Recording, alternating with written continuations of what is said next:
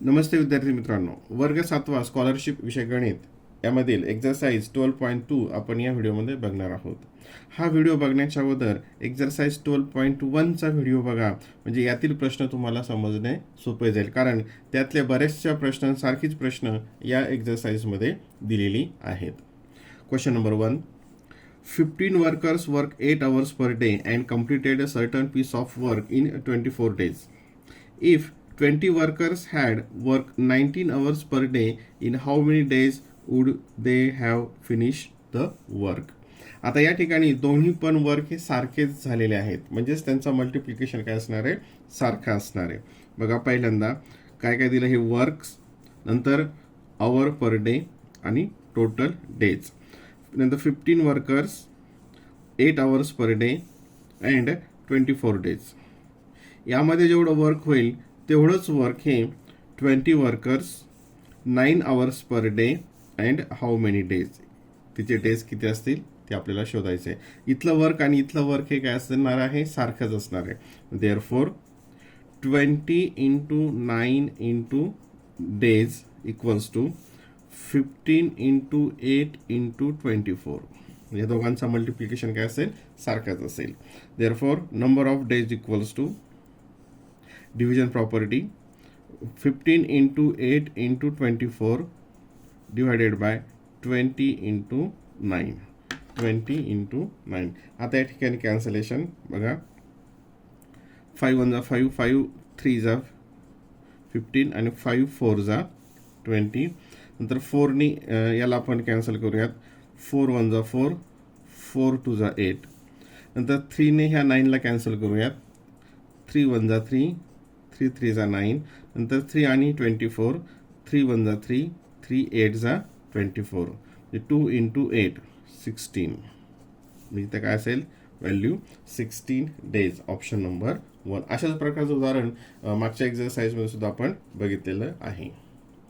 Question number 2. A and B together complete a work in 12 days. A requires 2/3 times the days taken by B to complete the work all alone. How many days will be required by A to complete the work all alone? आता हे उदाहरण थोडंसं अवघड आहे, किचकट आहे, तुम्ही समजून घ्या. पहिल्यांदा ए आणि बीला दोघांना मिळून किती लागतात, 12 डेज लागतात. आता ए रिक्वायर्स आणि 2-3 times of the days taken by B to complete the, एकट्याने करायचं जर ठरलं तर. आता समजा लेट बीला ते वर्क करण्यासाठी बी टेक्स एक्स डेज असं आपण कन्सिडर केलं. बीला किती वेळ लागतो, एक्स डेज लागतात. किती डेज लागतात, एक्स डेज. मग एला किती लागेल, किती दिलंय, A requires 2/3 times days of taken by B, म्हणजे एला किती दिवस लागतील, त्याच्या एक्सच्या 2/3 टाइम्स, म्हणजे into 2/3, that is 2x/3 days. हे कोणाचे झाले, एचे. मग आता इंडिव्हिज्युअल, डेली, हे दोघांचं वर्क आपण इथं बघूयात. 1 डेचं वर्क, 1 डे वर्क. बीचं 1 डे, असे उदाहरण आपण मागवून पाहिली आहेत. बीचं 1 डेचं वर्क किती असेल, तर एकूण डेज आहे एक्स, आणि किती येईल मग या ठिकाणी 1/x वर्क, 1/x. आणि बीचं किती असेल मग, याच्या उलट, म्हणजे 3/2x वर्क, 3/2x.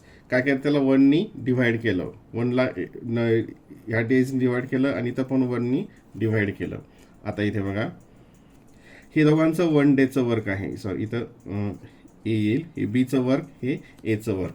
परंतु ए आणि बी मिळून ते किती दिवसामध्ये कंप्लीट करतात, 12 डेजमध्ये.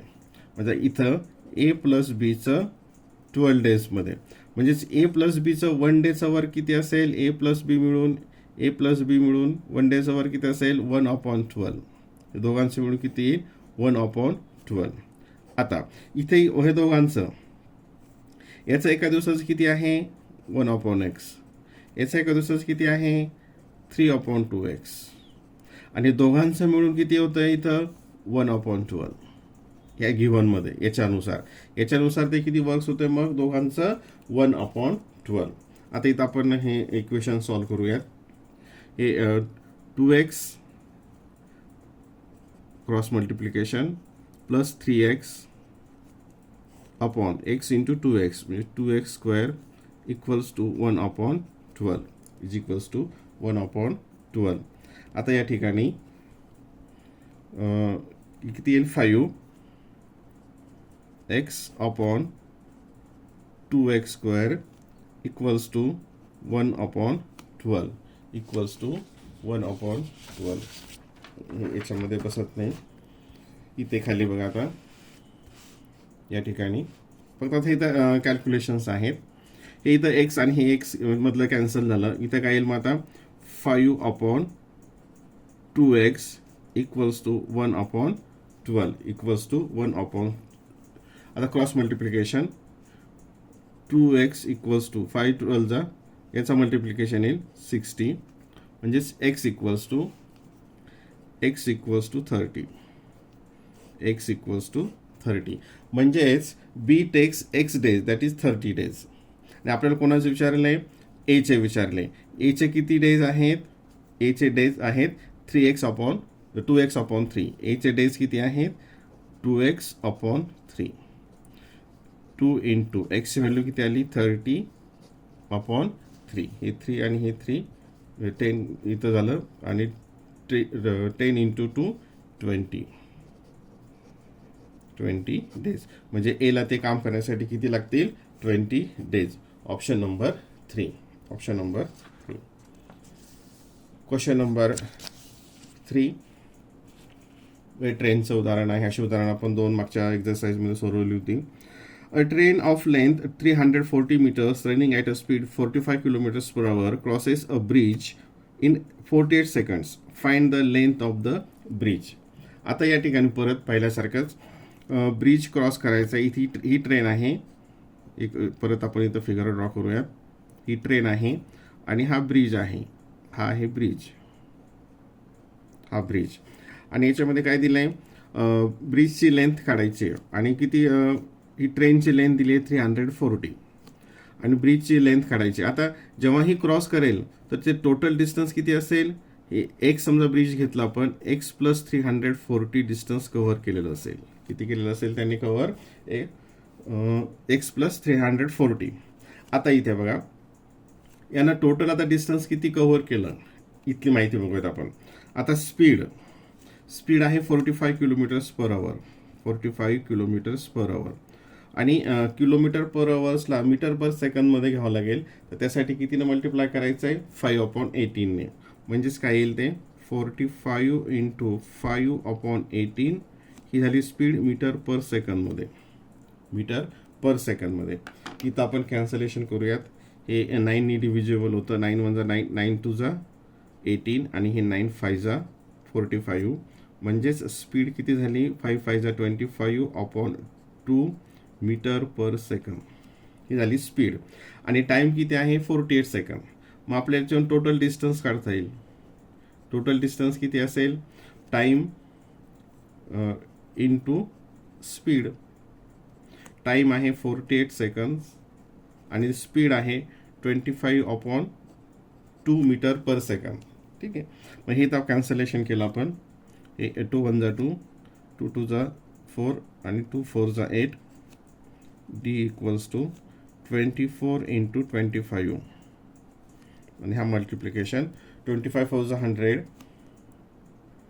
Carry 10 25 2 50 plus 10 60 metres. मग त्याच ट्रेननं 45 किलोमीटर पर आवर्समध्ये 48 सेकंड्समध्ये किती 600 मीटर डिस्टन्स कव्हर केलं. मग टोटल डिस्टन्समध्ये काय येतं ब्रिजचं डिस्टन्स आणि तिचं स्वतःचं डिस्टन्स. त्यापैकी तिचं स्वतःचं किती आहे टोटल डिस्टन्स केलं कव्हर 600. त्यातून स्वतःचं तिचं मायनस केलं 340 लेंथ जी आहे ती तिची ट्रेनची. आणि मग उरलेलं काय असणार आहे ते ब्रिजचं असणार आहे. हे 0 हे 6 इथं 1 आणि हे किती येईल 2 260 मीटर्स. काय असेल ती ब्रिजची लेंथ असेल. ठीक आहे, option number 1. Question number 4. To reach one place from another the time requires 1/4x minus 7/8 hours at the speed 40 kilometers per hour. Find the distance in kilometers between two places. आता इथं किलोमीटरमध्ये distance आपल्याला find out करायचं आहे. Time हा आवर्समध्ये आहे आणि speed सुद्धा किलोमीटर्स पर आवर्समध्ये आहे. म्हणजे आपल्याला डायरेक्ट डिस्टन्स इथं मल्टिप्लिकेशन करावं लागेल. Distance equals to speed into time. Speed into time. आता स्पीड किती आहे 80 इंटू टाइम किती आहे 1, हा म्हणजे किती x/4 मायनस 7/8. 7/8. आता ऑप्शन्स बघा इथे. आता काय होईल 80 याला पण मल्टिप्लाय करावं लागेल आणि 80 याला पण मल्टिप्लाय करावं लागेल आणि त्याचं सबट्रॅक्शन येईल. म्हणजे आपण हा कंस इथं ब्रॅकेट सॉल्व्ह करतोय. तर पहिल्यांदा 80 इंटू x/40 हे मायनस 80 इंटू 7/8. 80 इंटू 7/8. आता हे इथं 0 कॅन्सल झालं, हे इथं 0 कॅन्सल झालं. म्हणजे 4 1 जा 4, 4 2 जा. म्हणजे या ठिकाणी काय आलं 2x मायनस. आता हे 8 1 जा 8, हे 8 1 जा हे आलं 10 आणि 10 इंटू 7 70. म्हणजेच काय असेल हे distance 2x minus 70. 2x minus 70. इथं हे सॉरी हे 4 आहे इथे, हे 4 आणि हे इथं 20 असेल. हे 20 हा इथं 40 नाही, हे 20. 20x minus 70. 20x minus 70. Option number 1. Option number 1 हे जे इथं आहे परत एकदा 4च्या ऐवजी 40 लिहिलं गेलं. x/4 आहे. x/4 म्हणजे 4 1 जा 4, 4 2 जा. 2 into x 20 into x 20x. इथं काय हे 20x minus 70. Option number 1. Question number 5. अशा प्रकारची उदाहरणं पण आपण मागच्या एक्झरसाइजमध्ये सोडवलेली आहेत. या तिन्ही एक्झरसाइजमध्ये उदाहरणं बरेचशी सारख्याच प्रमाणात आहेत, सारख्याच प्रकारची आहेत. 6 laborers complete work in 18 days. 6 laborers complete a work in 18 days. And how many days will 2 laborers required to complete the same work? बघा हे लेबर आणि डेज. 6 workers 18 days. आता इथं लेबर्स काय केले कमी केले म्हणजे हे काय होईल वाढेल. हे इनवर्स व्हेरिएशनमध्ये आहे. हे किती झाले 3 पट. म्हणजे हे किती येईल इथे कमी झाले, त्याच्या 3 पट कमी झाले. म्हणजे इथं 3 ते काय 3 पटांनी वाढेल. 18 3 जा 18 3 जा 54. म्हणजे काय या ठिकाणी ते वर्क कम्प्लीट करण्यासाठी 2 लेबर्सला किती लागतील तास, किती डेज लागतील सॉरी 54 डेज. किती लागतील 54 डेज. नंतर option question number 6. 40 workers can dig 30 pits. 40 workers can dig 30 pits in 60 days. Then how many days will required for 20 workers to dig 15 such pits? आता बघा इथे सोपं आहे. Workers, Pitt's and days. 40 workers, 30 Pitt's and 60 days. इतके खड्डे खांदायचे आहेत. आता how many days will required for 20 workers. बघा आता हे वर्कर्स इथं इन्क्रीज झालं, डिक्रीज झालं कितीने 20 म्हणजे हाफने. आता जर समजा हे हाफने डिक्रीज झालं तर आपल्याला डेज जे असतील ते काय होतील. हे वर्कर आणि डेज काय असतं इनवर्समध्ये असतं. हे जर हाफने कमी झालं तर याच्यात डबल ते वाढेल. म्हणजे इथं किती होईल ते 120. कोणत्या कंडिशनमध्ये number of pits are same. Number of pits जर सेम असतील आणि त्यातले वर्कर कमी झाले असतील तर डेज वाढतील. ठीक आहे. परंतु या ठिकाणी काय झालं आहे पीट्स पण कमी झाले, खड्डे पण कमी झाले. मग हे जर कमी झालं, जर समजा हे पण कमी झालं तर मग डेज पण इथं कमी होतील. म्हणजे काय होईल आता हे इथं तसंच राहील. हे 20. आता इथं आणि याचं रिलेशन इथं आलं. हे काय झालेत हे 15 झालेत. हे जर कमी झालं तर हे पण कमी होईल कारण हे डायरेक्ट व्हेरिएशनमध्ये आहे. मग हे किती येईल याच्या हे हाफ झालं हे पण हाफ येईल. मग किती लागतील ते 60 डेज. किती येतील 60 days. Option number 2. Option number 2. Question number 7.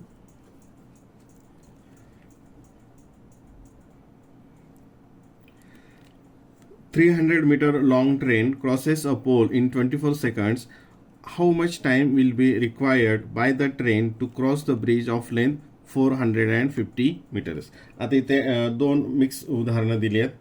आता पहिल्यांदा आपल्याला काय करावं लागेल, हे 300 मीटर लॉंग ट्रेन वरून आपल्याला त्याची स्पीड इथं बघावं लागेल. बघा आता इथं पोल क्रॉस करायचा आहे. म्हणजे हा जर पोल असेल, हा इथं पोल आहे आणि हा पोल क्रॉस करायचा असेल तर किती डिस्टन्स त्या ट्रेनला कव्हर करावं लागतं, तर स्वतःची जी लेंथ असेल तेवढंच डिस्टन्स तिला कव्हर करावं लागेल. म्हणजे 300 मीटर तिला डिस्टन्स ट्रेनला ते कव्हर करावं लागेल तो पोल क्रॉस करण्यासाठी. मग आता या ठिकाणी डिस्टन्स किती आहे, 300 मीटर आणि टाईम दिलेला आहे 24 सेकंड्स. 24 सेकंद. म्हणजे आता त्याची स्पीड किती असेल, speed equals to distance divided by time. Distance divided by time equals to 300 divided by 24. 300 divided by 24. आता इथं आपण कॅन्सल, हे 6ने डिव्हिजिबल आहे. 6 1 जा 6, 6 2 जा 12, 6 3 जा 18, 6 4 जा 24 आणि हे 6 5 जा 30 आणि हे 0 आणि परत हे 50/4 आलं. हे परत आणखीन 2ने डिव्हिजिबल आहे. हे 2ने डिवाइड केलं 25 आलं आणि खाली आलं 2. म्हणजे जी स्पीड असेल ती आहे 25/2 मीटर पर सेकंड. त्या ट्रेनची स्पीड आली, पहिला हा भाग केला आपण 25/2 मीटर पर सेकंड. आता दुसऱ्या भागामध्ये काय सांगितलंय की how much time will be required by train to cross the bridge of length 450 metres. आता जेव्हा ती ट्रेन 450 मीटर्स ब्रिज क्रॉस करते, याचाच अर्थ तिला टोटल किती डिस्टन्स कव्हर करावं लागेल, तर स्वतःच्या लेंथ इतकं प्लस ब्रिज 450. मग तिला ते पूर्ण डिस्टन्स किती असेल, 750 मीटर डिस्टन्स तिला कव्हर करावं लागेल. म्हणजेच तेव्हा तो ब्रिज पास होईल आणि त्यासाठी किती सेकंड्स लागतील असा प्रश्न विचारलाय. देअरफॉर मग time equals to distance divided by speed. Distance divided by speed is equals to distance आहे 750 डिवायडेड बाय, आता हे आपण डिनॉमिनेटरला न लिहिता समोर लिहूयात, आणि स्पीड आहे 25/2 मीटर पर सेकंड. ठीक आहे, इक्वल्स टू इथे 750. हे डिव्हिजनच्या ऐवजी मल्टिप्लिकेशन केलं आणि याचं मग काय होईल, रेसिप्रोकल होईल 2/25. 2/25 हे कॅन्सल करूयात. 25 1 जा 25, 25 3 जा 75 आणि हे 0 इज इक्वल्स टू 30 × 2 60 सेकंड्स. किती लागेल, 60 second. Option number 3. Option number 3. Question number 8. A car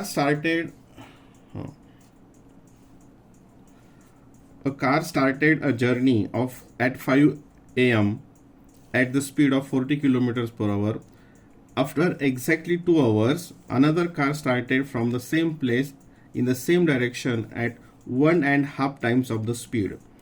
At what time will the two car meet? आता इथं स्पीड एक दिली आहे 40. ही पहिली जी कार आहे तिची जी स्पीड आहे, ही समजा कार ए असेल, तिची जी स्पीड आहे 40 किलोमीटर्स आणि दुसरी जी स्पीड आहे हिची 40 किलोमीटर्स पर आवर. नीट लक्ष द्या. आणि दुसरीची स्पीड किती आहे, इथं बघा दिलेलं आहे, another car start place same direction in 1.5 times the speed. म्हणजे दुसरी जी कार असेल तिची स्पीड याच्या 40च्या किती आहे, 1.5 टाइम्स. 1.5 म्हणजेच किती, 2 1 जा 2 + 1 3/2 टाइम्स. 2/3 टाइम्स. 3/2 टाइम्स म्हणजे किती झाली ती स्पीड, 2 1 जा 2, 2 2 जा 40 म्हणजे ती आली 60 किलोमीटर्स पर आवर. आता पहिले जे कार आहे तिची आधी स्पीडचं लक्षात आलं की पहिली जी कार आहे तिची आहे 40 किलोमीटर्स पर आवर आणि दुसरी जी कार आहे ती आहे 60 किलोमीटर्स पर आवर. कारण याच्यात ती किती आहे, 1.5 म्हणजे ते आलं 40 किलोमीटर्स पर आवर. ही दुसऱ्या कारची स्पीड झाली. आता हे जेव्हा क्रॉस होतील तर ह्या जो 40 आणि 60 यांच्या मल्टिपल्समध्ये ते असेल. आता 40 आणि 60 यांचा म्हणजे एलसीएमच्या पटीमध्ये ते असेल, तो येतो 120. 40, 80, 120, 60, 120. 120च्याच रेंजमध्ये पटीमध्ये साधारण ते असेल. म्हणजे इतकं डिस्टन्स किंवा इतकं डिस्टन्स कव्हर केल्यानंतर ते दोघी एकमेकींना भेटतील. ठीक आहे. तर आता आपण इथं कन्सिडर करूयात. पहिली 40 किलोमीटर्स इथं आहे आणि किती वाजता निघाली ती? 5 ला. आणि 1 आवर्समध्ये किती असेल? इथं 40 किलोमीटर्स. थोडंसं इथं लक्ष द्या. सेकंडमध्ये परत 40, थर्डमध्ये 40. आता दुसरी जी आहे ही आफ्टर 2 आवर्स निघाली. म्हणजे आता इथं 5 वाजले, इथं 6 वाजले, इथं 7 वाजले, इथं 8 वाजले. आता दुसरी केव्हा निघाली? मग after 2 hours. Exactly after 2 hours. म्हणजे ती कुठून निघाली? इथून निघाली. आणि ही 1 तासामध्ये किती पोहोचेल? 60 किलोमीटर्स. कारण तिची स्पीड आहे 60 किलोमीटर्स. म्हणजे ही 8 वाजता इथं असेल. 8 वाजता हिचं अंतर इथं असेल. ही किती कव्हर झालेलं असेल? इथं 60.